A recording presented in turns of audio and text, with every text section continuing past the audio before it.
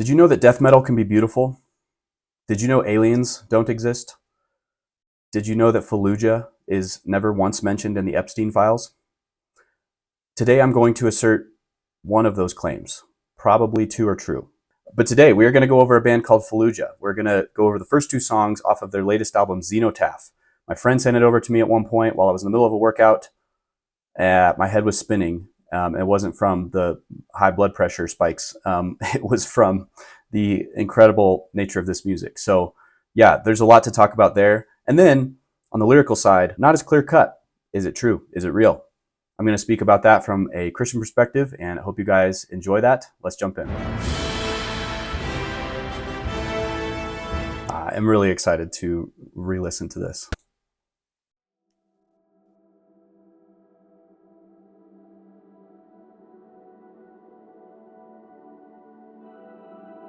This is just such a nice ambient intro to this journey.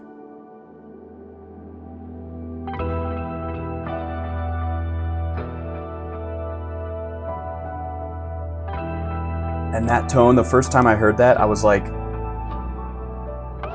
it sounds like somebody's using an icicle to strum a harp. It's so beautiful and glassy.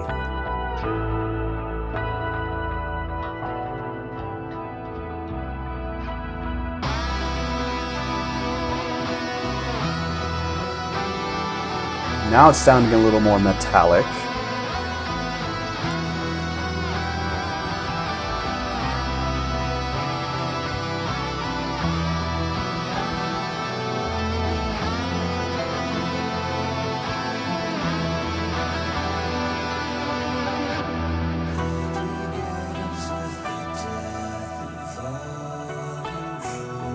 I know it's starting with singing, but they said death, so.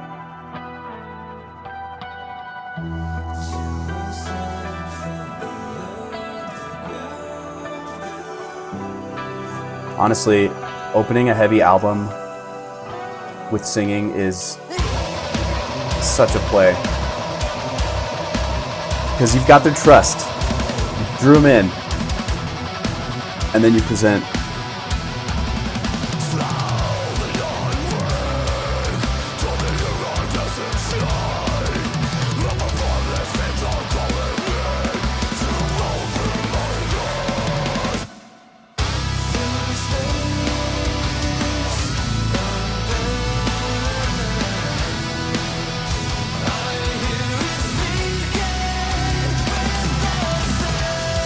Gosh.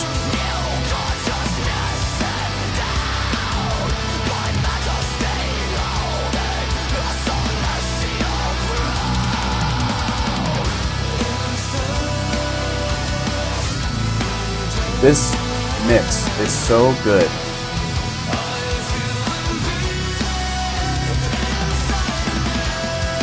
I feel like tech death doesn't always have much low end.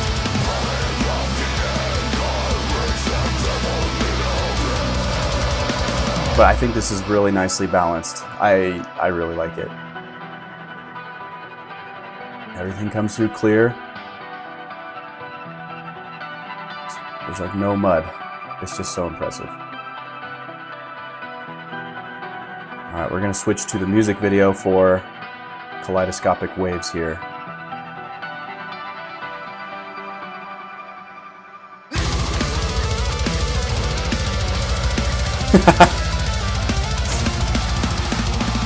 Right there, he looked like a devious version of Kyle from SNL or something.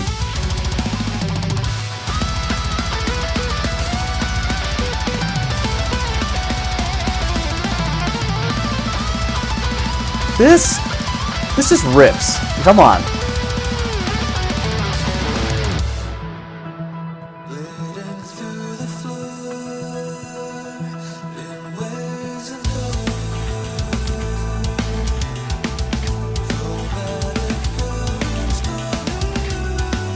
This is such great singing.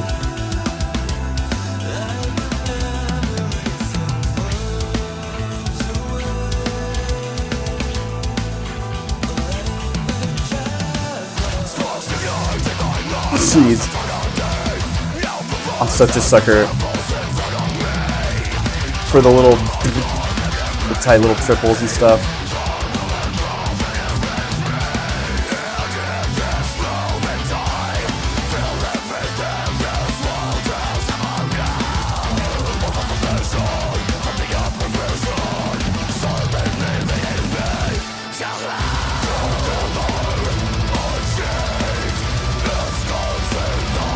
And trem picking with double bass. Can't get enough of that.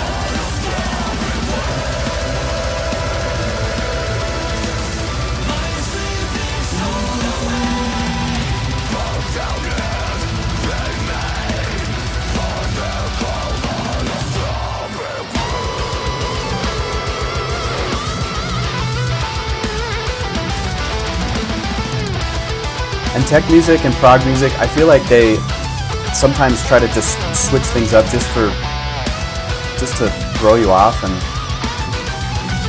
be like, notice my impressive abilities, senpai, but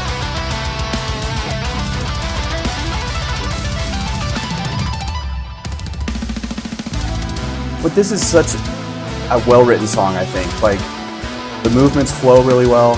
The chord progression doesn't have to change key and tempo every 2 seconds to keep you hooked.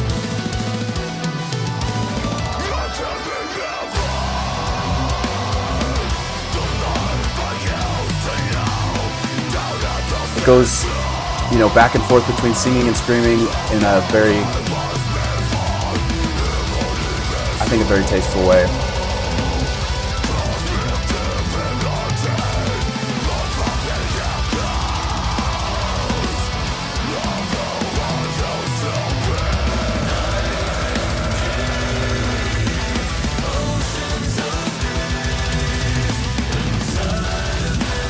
It gives you so much to like hum along to.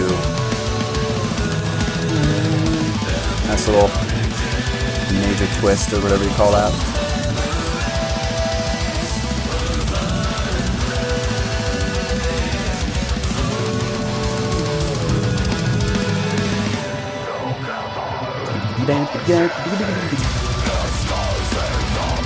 Such a cool riff.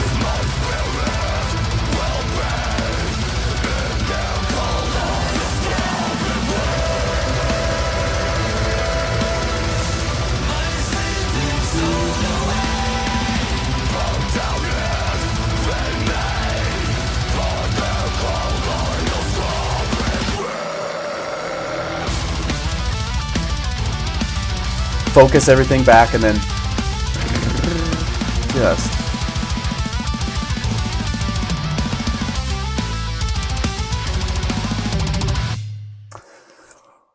yeah.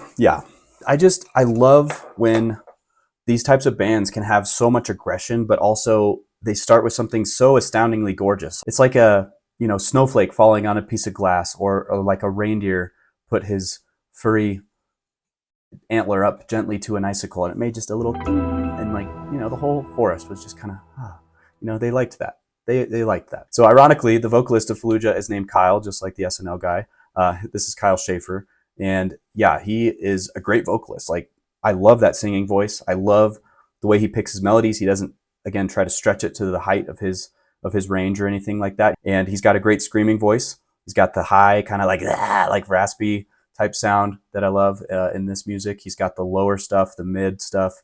Very well-seasoned vocalist, you can clearly tell. And when you write this well, there's so much to re-listen to. There's so much to study and understand. But like, they're doing it in this just casual way almost, of like playing these super fast riffs, but the drums kind of make it sound a little more spread out. Yes, the double bass was working overtime, but he's just like it's just straightforward in certain ways, but there's just a lot of complexity going on underneath the surface. And then you got singing vocals before it cuts into the techie stuff right at the beginning. Really enjoy that songwriting style. It's a bit more cinematic, takes you on a bit of a journey. So now the journey they're taking us on from a lyrical perspective, I think, is laced with trouble and pitfalls. There's a lot going on here. And when you start reading into it and you see enough of this stuff, especially in modern day, this is so common, I feel like, but there's just a lot of New Age references, New Age, Gnostic, those types of things, where there's kind of this dual nature of, we've got this life that we can see and feel and touch all around us. And then we've got this secret, real aspect of our existence in the spiritual nature that transcends this physical reality, this crude matter, as Yoda would say.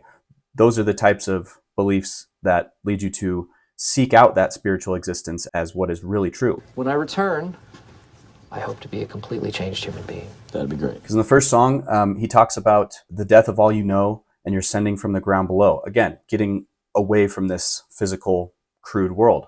And he is addressed by a formless figure to open his eyes. That's a demon, okay? It's not very complicated here. If he actually was visited by a formless figure, these spiritual creatures that can come to people, I do believe that that's real. I'm not going to assert I know that this is, the demon itchpot that came in swinging hammers and ready to wreak havoc on the world and his soul. But when a formless figure comes to you, the Bible says you test that figure, you test that spirit against the word of God that we know is true. There's a lot of spiritual beings. Some of them bring tidings of joy and good news to, Mary and things like that. But some of them are deceiving, and they try to trick us. They try to get us to turn away from God and go worship false idols, all kinds of things. So yeah, be cautious of those formless figures when you encounter your next one. And don't go looking for them. You don't need to find them. It's like we talked about with Samuel and Saul. Saul tried to go to a witch to bring up the dead. He wanted to talk to Samuel, and he was like, what do I do? And that was wicked that he did that. Samuel basically just made fun of him right there and was like, okay, God isn't giving you the answer you want. So you came to do the thing God said not to do and bring up the dead. You thought I was going to give you a different answer? You are mistaken. Spiritual backhand right there. And then further on in this song, he says, by majesty holding a celestial crown. Like that's where he got this new consciousness that he's endowed with. When majesty comes to you with a celestial crown, again, there's ways to look at that, and you just say, okay, are you God? No? Then that crown is either not real, or it was given to you by God for a time so that you could deceive nations, so that you could enact his will, whatever it is. And you don't need to be trusting those people. Doesn't matter how shiny that crown is. When I first watched Aladdin as a kid, and they go into the Cave of Wonders and they see that bright red ruby, like how did they animate that in the 90s to look just so smooth, and like if you felt it, it would feel soft almost somehow, but it's just this shiny red ruby. So amazing. Abu picked it up, the place turned to lava. That's a fast forward version of what is going to happen here, right? Like if you deal with these spiritual formless beings and look at these celestial crowns, and you're really liking the look of those jewels, you should probably be wondering if the ground around you is going to turn to lava. Satan tempted Jesus with all the kingdoms of the earth. He said, I will give you all of these. Now, he wasn't just saying some wild claim entirely, out of nowhere. There's a lot of people that believe he actually did own those kingdoms at the time. He was given those for a time from God to control and rule and deceive people. And he says, Jesus, I'll give these to you. Like, I actually do own these. Why don't you take them if you worship me? And Jesus says, nope, I'm going to worship God alone. I mean, classic, right? Jesus always knows the right answer. Imagine that. And then Kaleidoscopic Waves. He's talking about sparks ignite in my mind as eternity now rewinds and unravels in front of me. He thinks he's getting a bird's eye view to kind of how the whole world works and all this stuff. And that's something that God has not given us. It is God who keeps mysteries. It's the glory of kings to seek them out. But God doesn't show us all these things the way that we want them. Like, we don't just click the yes button, I would like to access that, take that red pill and say, oh, now I understand all of everything. God did give us the answer to all of everything, and it all leads back to him and his word. But it doesn't mean that we can just seek it our own way. Because again, when he has this plea at the end, my sleeping soul awake, he's talking to his soul, wake up. And that's what Paul says that the light of Christ will do. When we are awakened in our souls, the light of Christ shines on us. That's true understanding. That is true belief. That is true faith in the one true Christ. And that's the part that is so key here. It has to be the true Christ, right? Like, there's going to be many false Christs in this world. What's your name, friend? Jesus. Oh, are you Latino? I am the one true Son of God. I was sent here to save humanity. Oh, no. But if they're false, that means that they're either not real or they can't keep their promises. Jesus prayed to God the Father himself that his sheep would stay in his hand, they would never be lost. So yeah, I'm going to pick the Jesus that actually existed, that actually walked this earth, and who rose from the dead to prove his claims are true when I need that promise kept at the final judgment. And I think I understand why Gnosticism and New Age is so appealing to people today. We all want to know what's going on around us. We want to be able to make sense of it. We feel like if there's a secret knowledge out there that I can access, whether it's through, talking to these spirits, some people take drugs, reading other holy books, and, trying to find all the common pieces and saying, whatever is the common thread, that's reality right here. I get why that's appealing, because you want to know, you want to understand. But Jesus is the one who says that when we fear God, that's what leads to understanding. Jesus is the one who says he is the only way. It's not this common thread through everything. They are mutually exclusive. So you can only have what Jesus says, or you can have what he doesn't say. So again, I'm going with the guy who rose from the dead. So thank you for going on this journey with me, this musical journey. Like I said, I really enjoyed listening to this album. And these lyrics, painting this picture of seeking that knowledge, seeking that understanding of the world, I think is a good starting place, because you should be considering this world as more than just the mere stuff that we can see and touch. So yeah, I hope that Kyle will have the light of Christ shine on his heart. I hope that he will one day really understand who the author of this creation is, that he will see a crown that is glittering with all majesty and all honor that will never fade, and that would be the illumination that he receives, rather than these false promises from these beings with glittering crowns that will fade and rust. So that's my hope for you too. Hope you guys enjoyed that, and I'll see you in the next one. Bye. Did you know that death metal isn't real? Did you know that aliens can be beautiful? If you switch a little bit of what I just said, one of those things is true.